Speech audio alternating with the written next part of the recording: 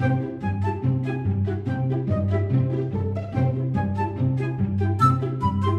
Rabbits, it's Trixi again, and this is a brand new Carrot Talk, the format in which I tell you stuff out of my life or talk about the topics that you suggested. In today's episode, I would like to share the story of the car accident with you that I had when I was 12 years old. I still remember this event with a lot of details as a really bad and horrible but also profound experience to my life, and there were some really interesting thoughts going on in my mind, and since a car accident is something that doesn't happen to you every day, I just felt like sharing, and maybe you enjoy listening to my little story. As I already mentioned, I was 12 years old when it happened, and of course I still lived with my parents in my hometown close to Hanover in Germany. And I remember that it was a really warm summer day. It was the 17th of September 2003, and I just went home from school with my backpack on, you know, with all my school supplies in, and I tried to reach a crossing, a pedestrian crossing, but I was too late. So the green light just switched to red and I had to wait. As children do, I used that time to count my mosquito bites. I really had several of them because I'm a person that still gets stung a lot by mosquitoes. And yeah, I counted like 11 or 12 or something like that. It was really horrible, but that information is actually just important to tell you that I really stood there for the whole phase of the red traffic light, and I didn't run over the street or something like that. I stood there for quite a while, and when the light then turned green, I wanted to cross, and this is when it happened. Just so you can imagine, I made a little drawing of the intersection that the accident happened in. As you can see, I wanted to just cross this street, and there was a car coming that wanted to take a right turn, and this is the car that then actually hit me. What happened next is still really clear in my memory. I remember that I wanted to cross the street and I saw that car coming from the left side, and I noticed that, wait, that car is not really slowing down. That car should really slow down. And I guess that this moment only took like 2 seconds or something, but it appeared to happen in like a minute or so. I felt like my thoughts slowed down and I had a lot of time figuring out that this car would most likely hit me. It was really weird because I kind of knew that this car would hit me before it actually happened. I knew that, okay, this distance, there is no braking anymore. This car is not gonna stop. And before it actually hit me, I knew that I would have a car accident now. And of course, car accidents are not something you want to have. And I remember thinking, okay, let's just hope I don't die. Let's just hope that this moment passes quickly and that I'll open my eyes after. The car hit me on my left leg first, and then I like rolled over on top of the windshield, hitting my head on the windshield, bouncing back on the street, losing my shoe. This is what happened during the accident. I was quite lucky, I guess, because if you take a turn, of course your speed is not as high as if you would hit someone being in full speed traveling straight forward, but still I remember that hurt a lot.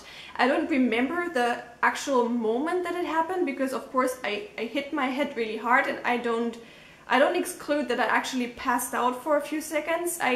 The first thing I remember after is that I woke up sitting on the street, in the middle of the street, a lot of people looking at me out of cars from the sidewalk, and I was just like, okay, I can still look, my eyes work.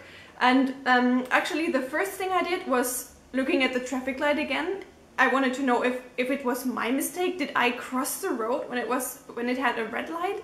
And I just looked there and I saw that it was green. So I was like, okay, whew, this is not my fault at least. So this was the first thing that went through my mind. And the second thing I did was to search my shoe. I was like looking down on me, figuring that, oh, wait, I think I lost a shoe. And then I just got up and saw my shoe like 10 meters far away, and I just walked there like, sorry, don't mind me, please don't hit me again. I'm just gonna collect my shoe and go home, you know, it's all fine. So what I definitely had was this, okay, I have to bring things back to order feeling. And yeah, well, my shoe was missing, so let's get the shoe, let's get off the street because I don't belong here. I wasn't angry, I wasn't sad, I wasn't scared, I didn't check myself for injuries or something like that. The only thing that I cared about was my shoe's missing, I have to get my shoe back and get off the street. So having my shoe back, I went to the sidewalk, and this was like the first second where I noticed, okay, I'm alive and there are actually some things hurting in my body. What hurt me the most was my head, because I hit the windshield really hard with this part of my head, and I just touched this part and I saw that there was some blood on my hand, so apparently I had a pretty bad wound there. I also felt that there was some hair missing. There were just like some little hair spikes because the hair had been removed from hitting the windshield, and yeah, it was like the first thing I noticed. Apart from that, also my left leg hurt really bad because of course this is where the car hit me first, so the impact of the collision was the hardest on my left leg. But since I got my shoe and went to the sidewalk, I knew that I could still walk. Most likely nothing was broken, so I just figured that this is gonna be fine, and I didn't care too much about it. I then noticed that on the other side my pants were broken. There was like a hole in them, and I could see that my right knee was bleeding, so I just like wrapped up the sleeve of my pant. Checking the wound, it was also not that bad. There was some blood running down, but the wound wasn't that deep. It was just like me sliding over the street. So basically I just concluded, okay, there are some wounds on my body, there is some blood, there are some bones that got hit, but apparently I'm gonna live, so let's just calm down and figure things out now. At that moment I saw that the driver of the car that hit me came towards me, and he was completely in shock. He was most likely more shocked than I was. He was asking me if everything was fine, if I could walk, that he's super sorry and he didn't mean to, he didn't see me. And yeah, he just checked my wounds as well, and he was like, oh my god, I don't know what to do right now. I have to get the car off the street, but I promise I'll come back and take care of you. So please just stay here. I'm gonna head for a parking lot around there. Don't leave. Don't go with anyone else. I will come back, I promise. And I agreed. I told him, don't worry, it's gonna be fine. I'm just gonna wait here. But the pain is not so bad.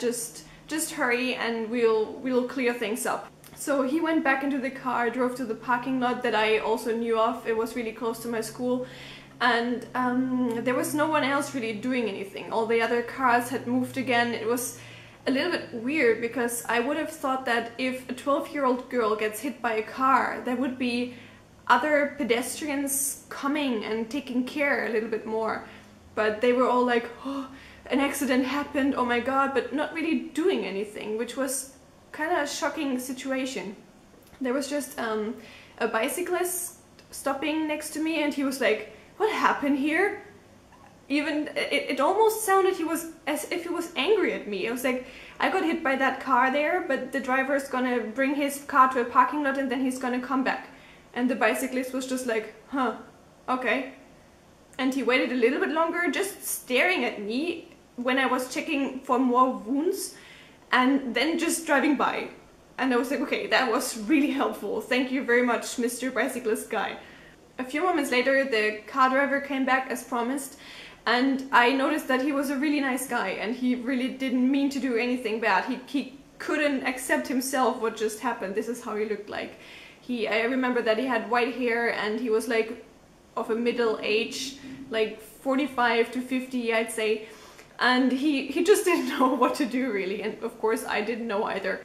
Fortunately, the husband of my mother's best friend had seen the accident happen from his office window, which was really close, and had come down and saw us now. And I just remember that I was so happy to see him. Of course, I didn't have that big relationship to that person. He was just the husband of my mother's best friend, but just to see a face that I know calmed me down so much, and I was like, okay, now everything's gonna be fine. So he came down to us, crossing the street, coming towards me, asking me what happened, talking to me to see if everything was fine, and he hugged me and he took my hand, and yeah, he wanted us to go to the hospital now, but I refused because I knew that my mother worked really close to the place where the accident happened. It was like 2 minutes from there. And of course, as a 12-year-old, the first thing you want to do when something bad happens to you is to see your mother and to hug your mother and to see a face that you know. And this is why I insisted on going to my mother's office first, and after a little bit of arguing and discussing, they agreed, and I still think this was the best thing to do. After that, the three of us went to my mother's office, which was really just straight down the road, and on the way there I noticed that I felt really weak, like out of a sudden. It was like my body had tried to keep me awake, to keep me okay, but at that moment I just felt like my eyes were turning black. I saw little stars everywhere. I heard like a really weird sound in my ears, like, and I didn't really know what was going on, so I just tried to stay awake. I think I was close to fainting because, of course, I had gotten a really bad hit to my head. I definitely had a concussion, and I still tried to walk on my own legs around everywhere and to manage everything. This cannot go well when you're 12 years old. But somehow I managed to stay awake, and we reached my mother's office, and I just remember that I just went inside of the office without knocking or anything. I just opened the door. It was me doing all of this. And I just went through the office, sitting down on a chair there, just staring at my fingers. I didn't even look at my mother or something like that. I didn't hug my mother. I didn't say anything. I was just like, oh God, I know this office, I know this chair, just let me sit here for a while. And I know that I was shaking, and yeah, my mother then did all the talking, of course, asking first, what the fuck happened? And the two guys were a little bit like, I don't know, how can we put this? I mean, it's a difficult thing to tell a mother of a child that your child just got run over by a car. But apparently she could see that I was alive, so it wasn't that bad anymore. And the car driver then just stated what happened, and my mother was like, okay, interesting. So what are we going to do now? I felt like she raised her voice to tell him who's the boss here.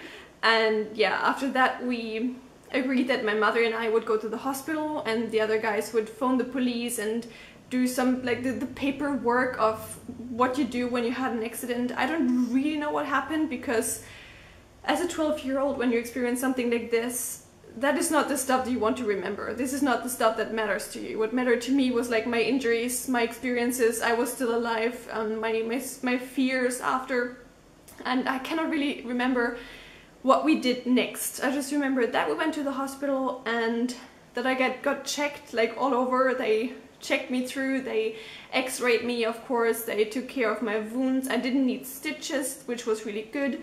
Nothing was broken, so all in all I was super lucky.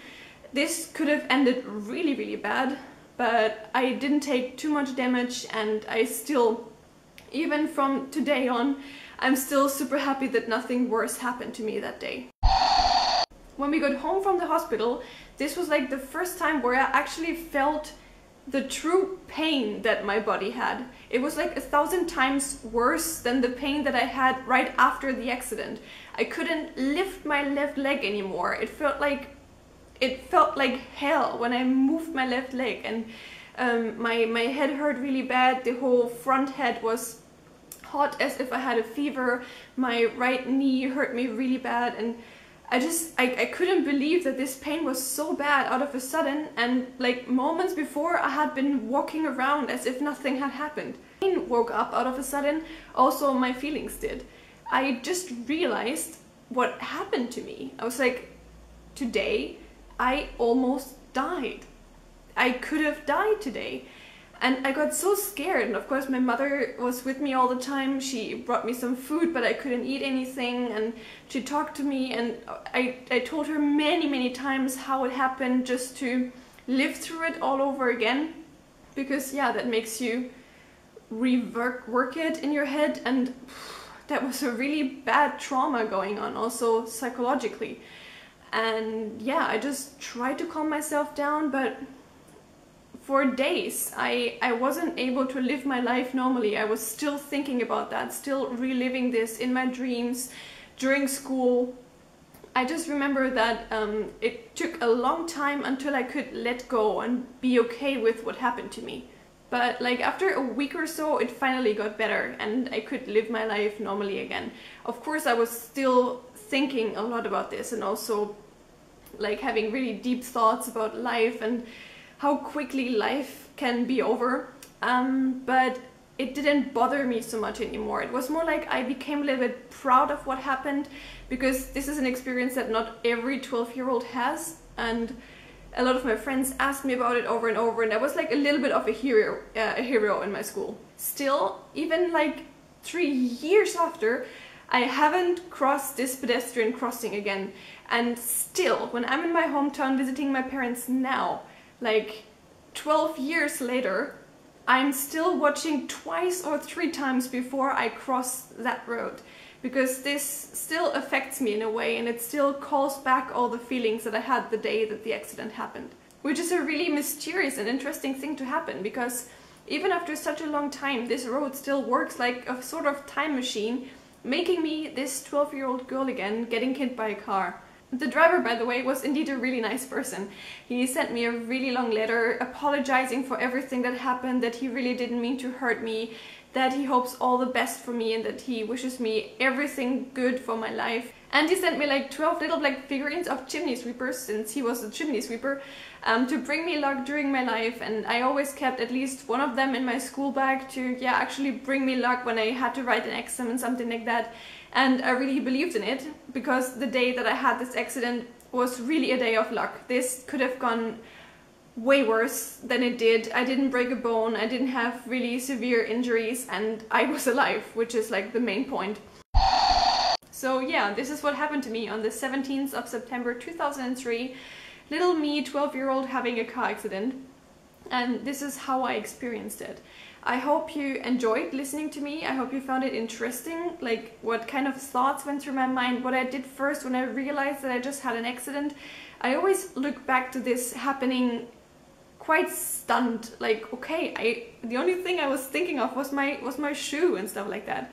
If you have a similar experience like this, it doesn't have to be a car accident, please feel free to share. What were your thoughts? Can you relate to what I just told you? What was going on when it happened? Feel free to share and provide us with all the information about it, because I would be super interested in reading all your stories about that topic. After this dramatic story, let's end this video with being grateful that we are fine, that we are alive, and I wish you all a very, very nice day. See you in the next video. Bye!